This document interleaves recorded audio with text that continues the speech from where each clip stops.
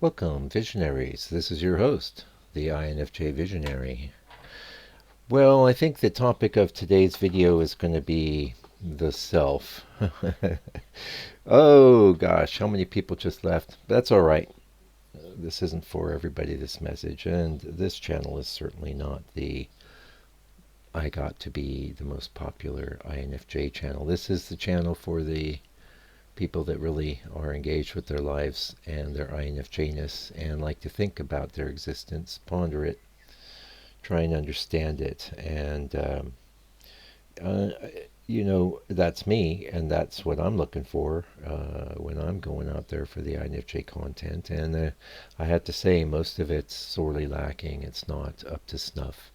A lot of it's just there to stroke our egos, and that's getting us to the topic of the self. What is this? What is the ego? What is the self?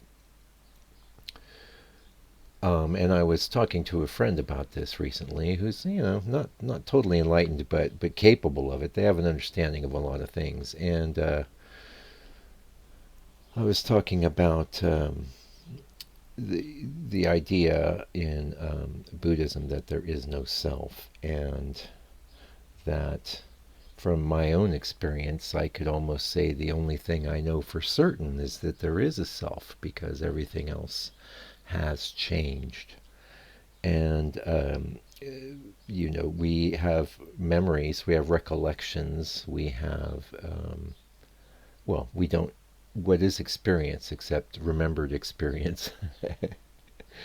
And, an interesting thing about memory is that I tend to think that we remember the things that we remembered before a lot more than just some random thing. And for INFJs, I think memory especially is kind of not that strong. We're not that involved with the past. We are way more involved with the present and the near future. But back to the self, so there has been an apprehender, there has been an experiencer, but according to the tenets of the original Buddhism, I should say, because I'm learning that the Theravada Buddhism denies all self. That includes a spiritual self, a overall celestial being, any of it, your individual self, the conditioned self, none of it is acknowledged as being real.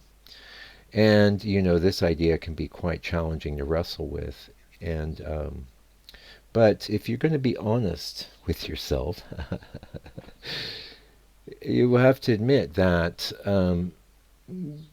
what you see as a self is predominantly a conditioned response. It's a continuity. But the thing that the self is constantly changing and shifting. The thing that doesn't change or seem to change is our perception of it. And what that is a question, of course, that doesn't have an answer. So, philosophers can write entire books trying to fill up the answer, but I think if you're like me, you're pretty much want to deal with facts, things that are logical. And this is one of the things that sort of attracted me to this earlier form of Buddhism, because the form of Buddhism that I'd been introduced to was the bodhisattva. I'm going to put off enlightenment until everyone in the world's enlightened. Well, but who's in the world, and who are you? Who's putting off enlightenment for those other non-existent selves that are not enlightened either? It's sort of it's not silly. I'm sorry, it's not. But from where I was coming from, I was like, nah, I don't like that. I don't like that at all. And it's not because, and I think you can reckon with this as well. I think as INFJs, we are capable of monumental amounts of selflessness. Also, I think as an INFJ, you can probably somewhat resonate with this idea of no self, because, and granted, this was prompted by my earlier researches into Advaita and meditation and contemplative practices, but the if you look inside, really there's emptiness. there's not a lot of substance there. What we find is that we bring meaning to things, we give them meaning, and we move on, and we quickly move from one thing to the next.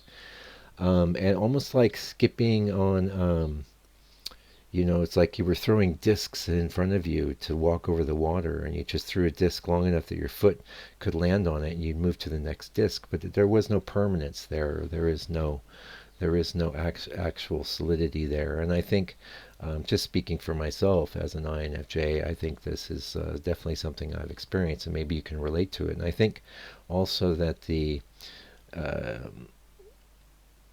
introverted intuition is a function that uh,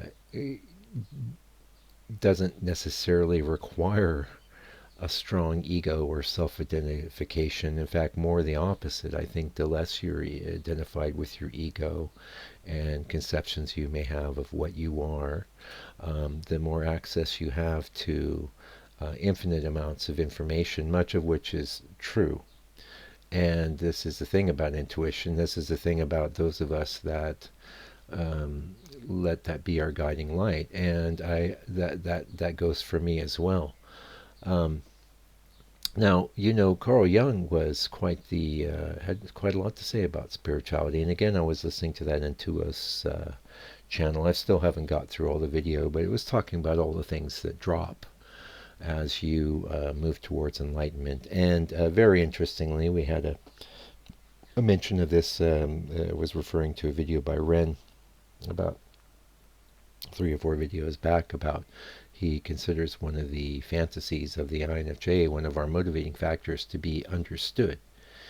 And I could definitely relate to that, especially when I look back upon my life.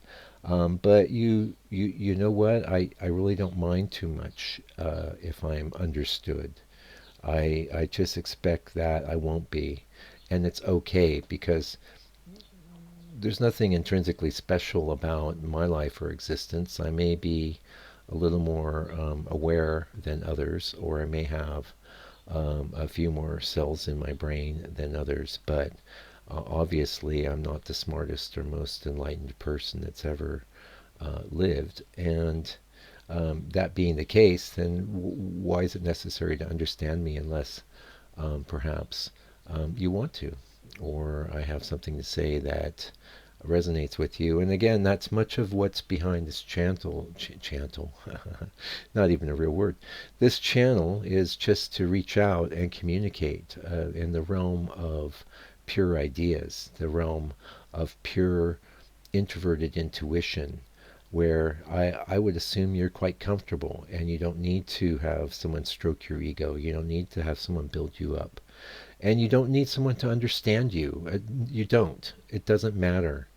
You don't need to be understood, and you don't need to be respected. Okay, these are not valid ideas. They are insecure ideas. Ideas that, let's say, you've accumulated some respect. Well, does everyone respect you equally? Or are there peoples that respect you more and some much less? And what about those people that respect you less? Well, maybe we need to get those people in line, right? This is the thing. You don't need to worry about other people, their thoughts, or their feelings that much. You shouldn't. You should definitely not set out to hurt other people. You should definitely have compassion for others because everybody is doing their best, and I honestly believe that. And if you're in a privileged position of having a bit more enlightenment or intelligence than others, then how could they understand you anyway, right? Now that's the last very quick point that Intuios made through Jung, was that the thinking and thoughts that you have are not necessarily your own. They are quite possibly just a byproduct of conditions and circumstances. You don't need to attach yourself to them. And whether this idea is 100% true or not, acting like it's true is going to give you a better life. So you may as well entertain that for a little while.